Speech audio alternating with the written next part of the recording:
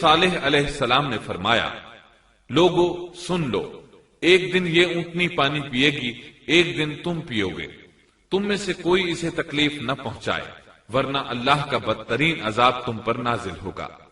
سورۃ القمر میں اللہ فرماتے ہیں، بے شک ہم اونٹنی کو ان کے لیے آزمائش بنا کر بھیج رہے ہیں، تم صبر کے ساتھ ان کے انجام کا انتظار کرو۔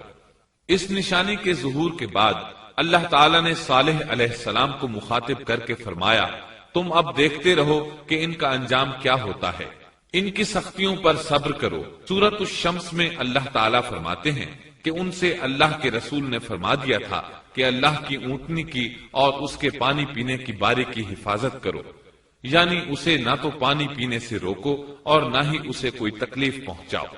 اس معجزے کو دیکھ کر لوگ دو گروہوں میں بٹ گئے۔ بہت کم لوگوں نے صالح علیہ السلام کی پیروی کی، ان پر ایمان لائے، جبکہ اکثر لوگ پھر بھی اپنے کفر پر ڈٹے رہے۔ اللہ تعالیٰ فرماتے ہیں، ان لوگوں نے خود معجزے کا مطالبہ کیا تھا، لیکن اس کو اپنی آنکھوں سے دیکھنے کے باوجود ظلم پر اڑے رہے اور کفر پر اصرار کرتے رہے۔ سورۃ الحجر آیت 81 میں اللہ فرماتے ہیں، اسی طرح سورہ بنی اسرائیل میں اللہ تعالیٰ فرماتے ہیں، ہم نے قوم سمود کو نشان کے طور پر اونٹنی عطا فرمائی تھی، لیکن انہوں نے اس پر ظلم کیا۔ بلا شبہ وہ ایک واضح نشانی تھی، وہ اونٹنی ان میں موجود رہی، ان کے علاقے میں جہاں چاہتی چرتی، جب کنویں پر پانی پینے جاتی تو سارا پانی پی جاتی، وہ لوگ اس کا دودھ پیتے، دودھ سب کے لیے کافی ہو جاتا۔ ان کی آنکھوں کے سامنے اس نے ایک بچے کو جنم دیا، وہ شکل صورت میں بالکل اپنی ماں جیسا تھا، لوگ اسے دیکھ کر تعجب کرتے، بچہ اونٹنی کے ساتھ رہتا، یہ ایک واضح نشانی تھی، اس پر جادو کا گمان کیا ہی نہیں جا سکتا تھا۔ وہ اونٹنی ایک عرصے تک ان لوگوں میں رہی۔ پھر ایک دن قوم کے سرداروں نے مشورہ کیا کہ اگر ہم نے صالح کو اسی طرح چھوڑ دیا تو کہیں لوگ ہمیں نہ چھوڑ دیں اور صالح کے پیروکار بن جائیں۔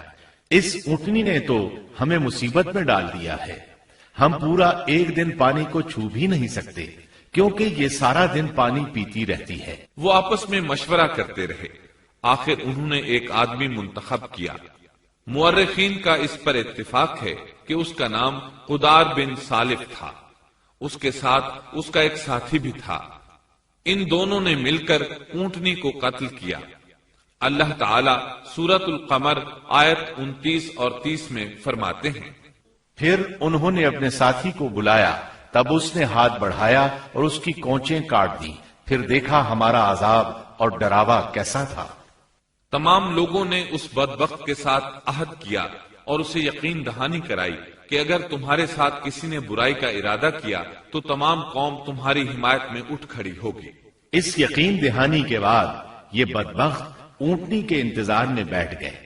اونٹنی پہاڑ کی طرف سے آتی تھی اور پانی پی کر واپس چلی جاتی تھی، یہی اس کا معمول تھا۔ جب ان لوگوں نے چٹان سے اونٹنی کو نکلتے دیکھا تو اچانک حملہ کرنے کے لیے آگے بڑھے، لیکن اس کا جثہ دیکھ کر خوفزدہ ہو گئے، الٹے پاؤں بھاگے۔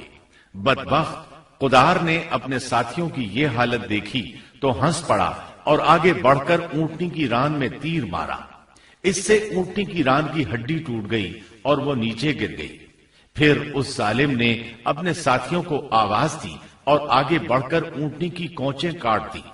سورۃ الشمس میں اللہ تعالیٰ فرماتے ہیں، ان لوگوں نے اپنے پیغمبر کو جھوٹا سمجھ کر اس اونٹنی کی کونچیں کاٹ دیں، بس ان کے رب نے ان کے گناہوں کے باعث ان پر ہلاکت ڈالی اور پھر ہلاکت کو عام کر دیا اور اس بستی کو برباد کر دیا۔ اونٹنی کی کونچیں کاٹ دیے جانے کے بارے میں اللہ تعالیٰ ایک دوسرے مقام پر فرماتے ہیں کہ پس انہوں نے اونٹنی کو مار ڈالا اور اپنے پروردگار کے حکم سے سرتابی کی اور کہنے لگے، اے صالح، جن عذابوں سے تو ہمیں دھمکاتا رہتا تھا، اگر تو واقعی پیغمبر ہے تو ان عذابوں کو ہم پر نازل کرا دے۔ اونٹنی پر حملہ ہوتے ہی اس کا بچہ بھاگ نکلا تھا، وہ پہاڑ کی چوٹی پر چڑھ گیا، 3 مرتبہ بلبلایا، یہ بدبخت اس کے پیچھے بھاگے اور آخر اسے بھی قتل کر دیا۔ پھر تمام بستی والے جمع ہوئے، اونٹنی اور اس کے بچے کا گوشت تیار کیا اور مزے کے ساتھ اس کو کھایا۔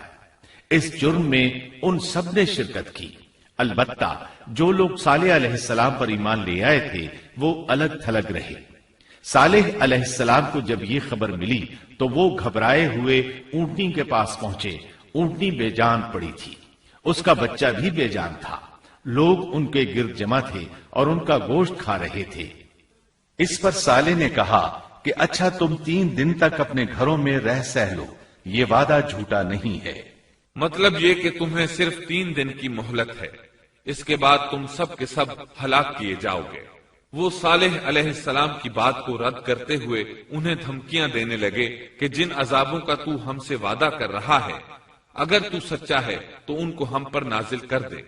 اس کے بعد وہ جمع ہو کر مشورہ کرنے لگے کہ آج رات صالح کو بھی مار ڈالو۔ ان کے اس مشورے کے بارے میں اللہ تعالی سورۃ النمل آیات 48 اور 49 میں فرماتے ہیں، اس شہر میں 9 سردار تھے، وہ زمین میں فساد پھیلاتے رہتے تھے اور اصلاح نہیں کرتے تھے۔ انہوں نے آپس میں بڑی بڑی قسمیں کھا کھا کر عہد کیا کہ رات ہی کو صالح اور اس کے گھر والوں پر چھاپا ماریں گے اور اس کے وارثوں سے صاف کہہ دیں گے کہ ہم اس کے اہل کی ہلاکت کے وقت موجود نہیں تھے اور ہم بالکل سچے ہیں۔ اب یہ لوگ صالح علیہ السلام کے گھر کی طرف چلے۔